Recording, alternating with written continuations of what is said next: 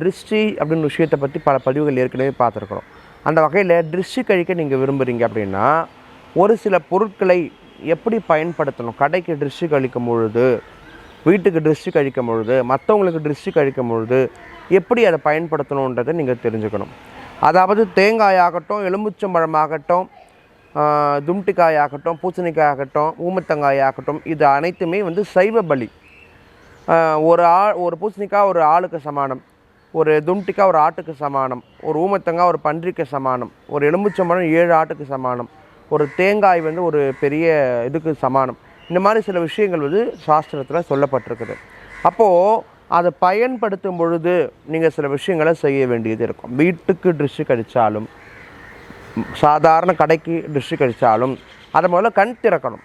எப்படிங்க கண்ணை திறக்கிறது, எங்கே கண் இருக்குன்னு யாருக்கு தெரியும் அப்படின்னு கேட்டிங்கன்னா, தேங்காய்க்கு 3 கண்கள் உள்ளது தான் கண்.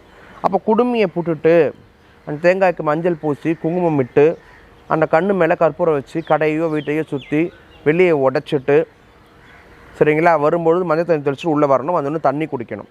இது சர்வசாதாரணமான விஷயம் நீங்கள் நினைக்க வேண்டாம். ஒரு பெரிய விஷயத்தை இது நம்மளுக்கு மாற்றங்களாக செய்து கொடுக்கக்கூடியது. அந்த மாதிரி எலுமிச்சம்பழத்தை டிஷ்ஷு கழிக்கிறனாலும் அதை லைட்டாக நீங்கள் கிள்ளிட்டு பயன்படுத்தணும். பூசணிக்காயை துளையிட்டு உள்ளே குங்குமம் போட்டு பயன்படுத்தணும். இதெல்லாம் கண் திறக்கும் சில முறைகள்.